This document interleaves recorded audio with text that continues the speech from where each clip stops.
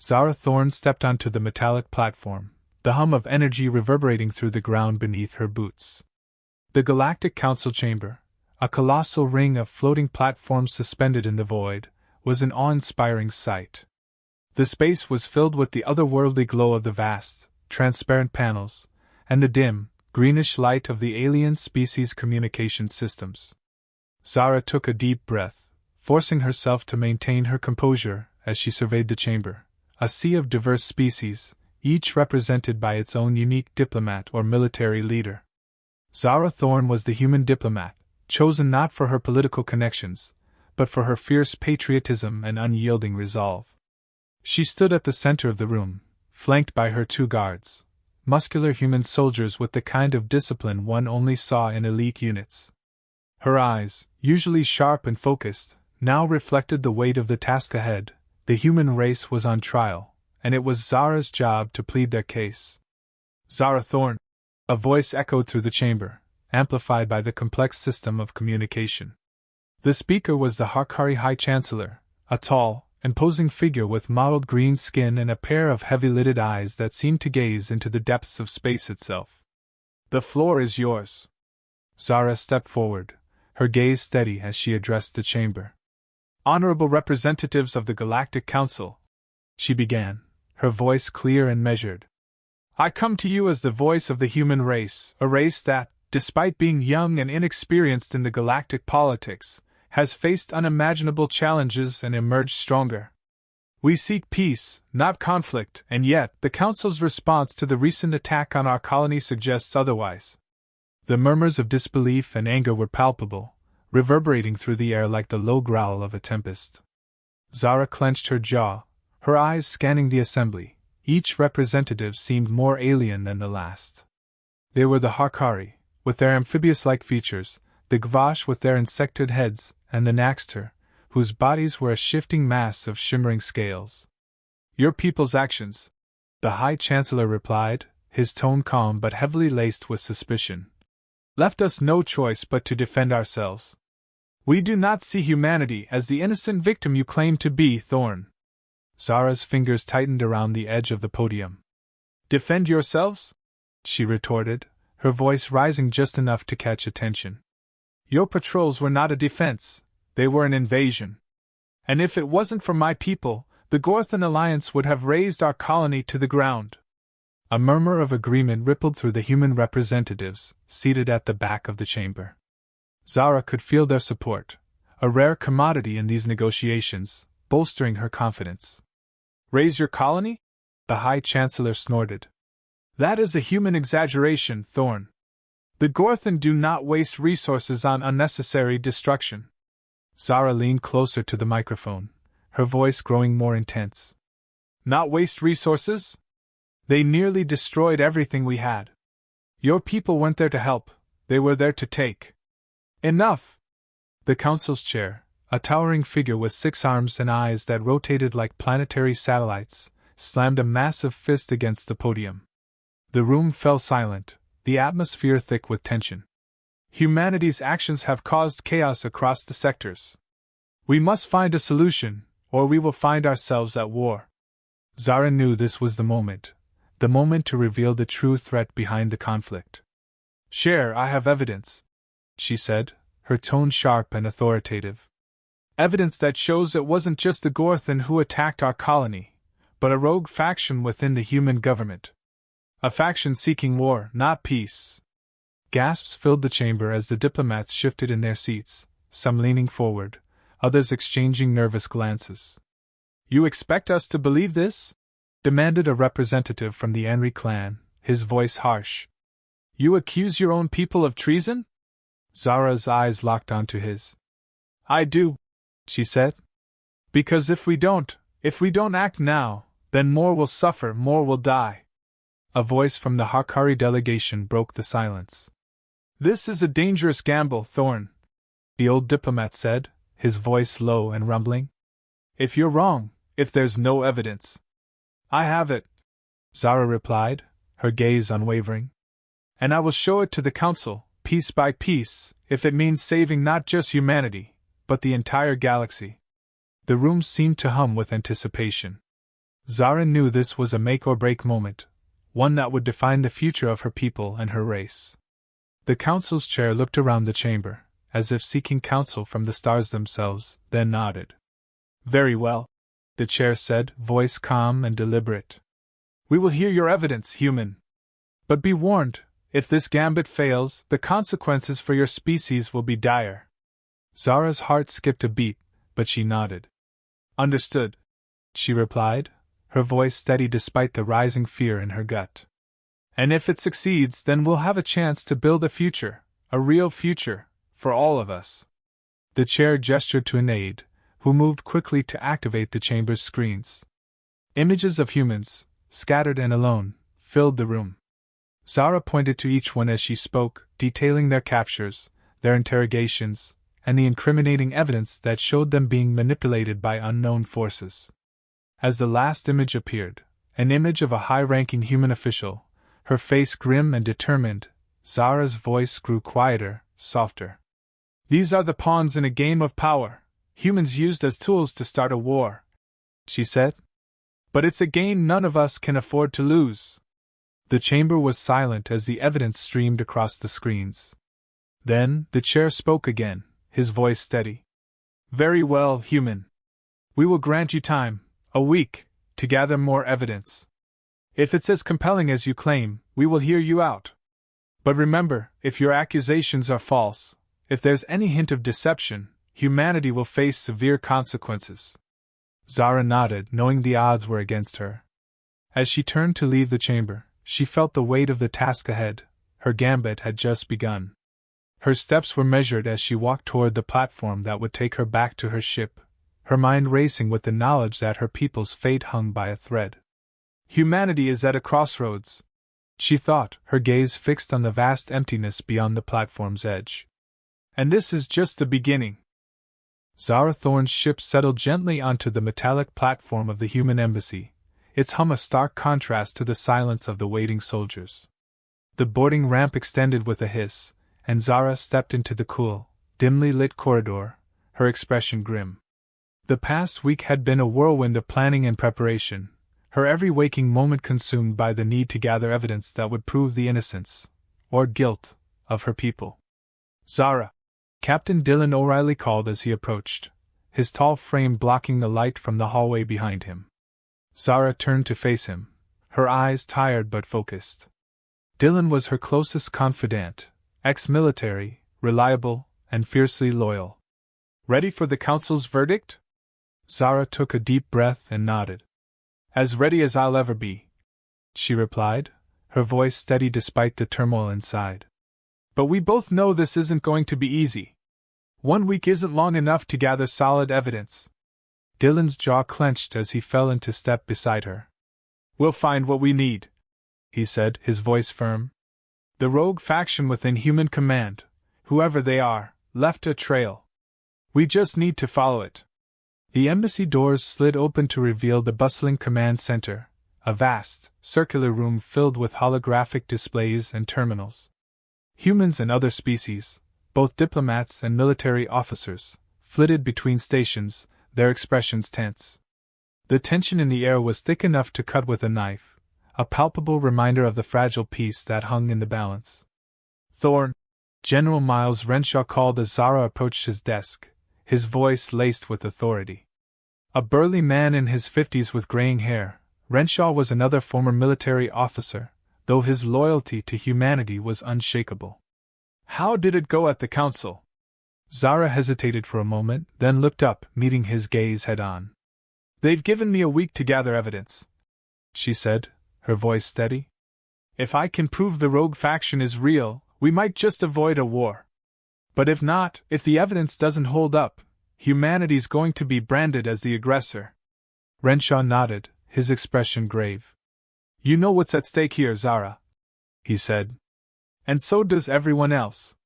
If you fail, it's not just our people who suffer, it's every human, across every colony and planet." Zara's fingers tightened around the edge of the desk. "I know," she replied, her voice barely above a whisper. "That's why we can't afford to fail. We need to find the leak, the mole, whatever it is, and cut it off at the source." Dylan stepped forward, his gaze sharp. General, I suggest we start with the human networks. If there's a rogue faction, they'll be communicating through channels we control. We need to find the weakness. Renshaw looked thoughtful, nodding as he leaned back in his chair. That's a good place to start, he agreed. But we need to be careful. The Council's watchful eye isn't just on you, Zara, it's on all of us. Any misstep and we could all be accused of tampering. Zara's gaze hardened as she looked out at the command center, her eyes tracing the movements of the diplomats and officers. Then we do it carefully, she said, her tone decisive. We follow every lead, track every piece of communication and… Zara, Dylan interrupted, pointing to a holographic display. What about this? Zara stepped closer to the display, squinting at the blurry image that flickered on the screen, a map of human space with clusters of flashing lights, indicating known and suspected military activity. This is the Gorthan attack pattern, she said, her voice low. But there's something else here, small fleets, hidden away in sectors we weren't supposed to know about. Renshaw leaned forward, examining the map closely. These are heavily encrypted channels, he noted. And they're accessing military logs, restricted logs, without any clearance.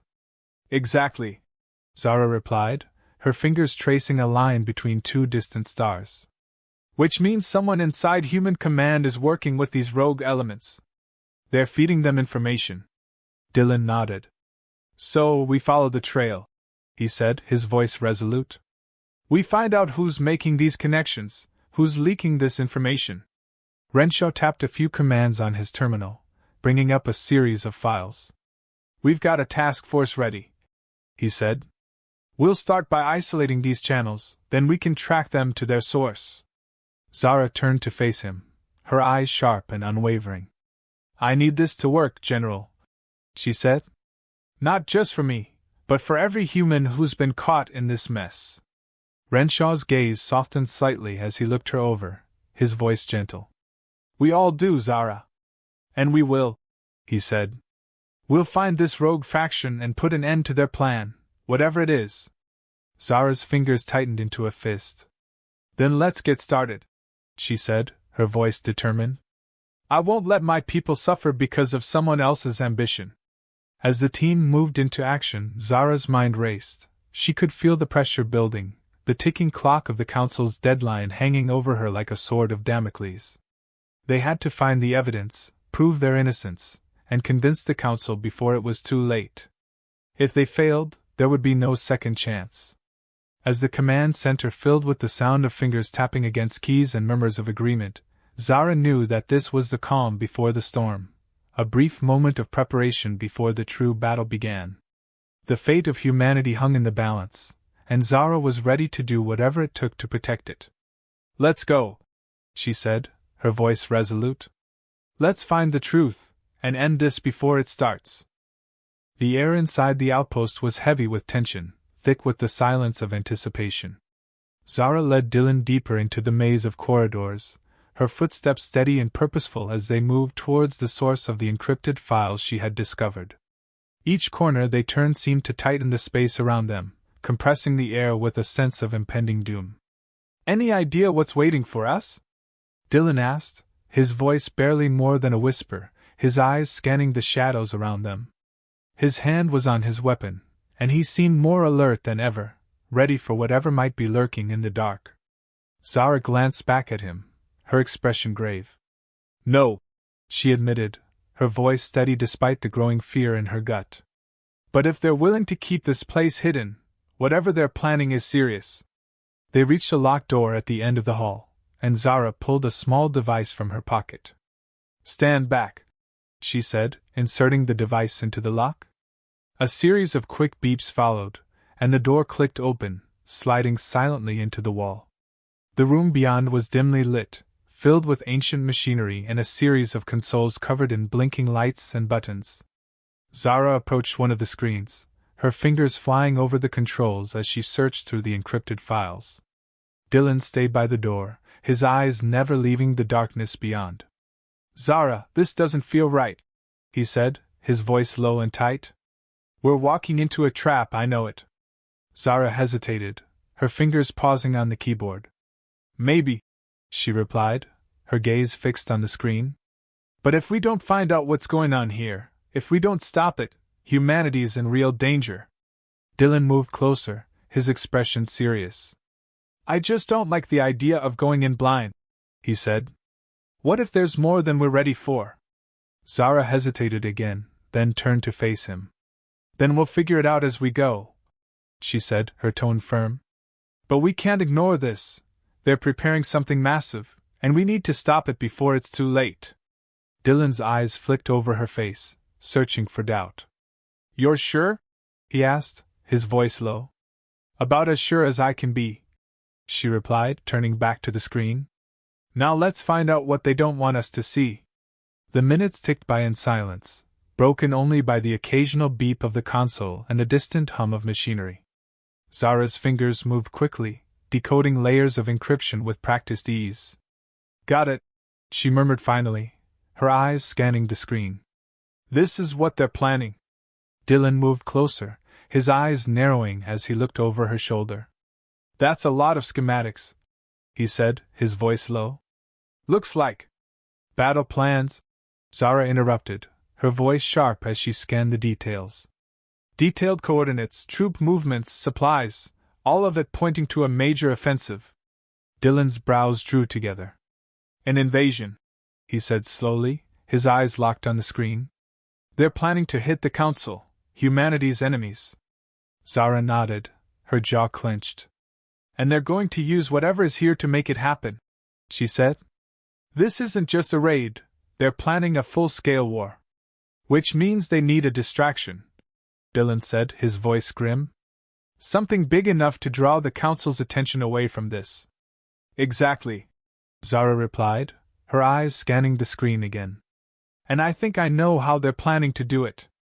She tapped a few more commands into the console, and a map appeared, highlighting a series of planets, each marked with a date and a target. They're planning simultaneous strikes, Zara said, her voice low. Each one hitting a Council planet, disabling their defenses, isolating them from reinforcements. Dylan shook his head, his gaze still fixed on the screen. This is insane, he said, his voice tight. They think they can pull this off? They're betting everything on it, Zara replied, her tone grim. And if they succeed, humanity will be at war with the entire galaxy. Dylan turned away, his fists clenching. We can't let this happen, he said, his voice low and steady. We've got to stop them, before it's too late. Agreed, Zara replied, her gaze still locked on the map. But we can't do it from here. There's too much security, too many eyes. Then we go back to human command, Dylan said, his voice resolute. We get this information to General Orsini. He can help us figure out our next move. Zara nodded, her expression determined. It's our best shot, she said. But we're going to need more than just the two of us. This operation just got a lot bigger. They left the outpost quickly, retracing their steps through the corridors and hallways. As they reached the airlock, Dylan paused, his eyes scanning the horizon. If we're going to stop this, we need to be ready for anything, he said, his voice steady but tinged with worry. Zara nodded, her gaze fixed on the distant stars. We will be, she said, her tone confident. But first, we need to get this information to command, before it's too late. The shuttle lifted off smoothly, the outpost fading behind them as they set a course for the nearest human space station. Zara sat back in her seat, her fingers tapping out a message to General Orsini, summoning reinforcements, planning an intercept. This is just the beginning, she said, her voice low and steady. We've uncovered their plan, but now we've got to stop it. Dylan nodded, his eyes on the screen as he monitored their progress. And if we can't? Then we'll make sure they know what's coming, Zara replied, her tone grim. Humanity's not going down without a fight. The shuttle jumped to warp, the stars stretching into a blur as they headed back to human command, towards the edge of the abyss. Zara knew the next few hours would determine the fate of the galaxy, and she was determined to face whatever came next.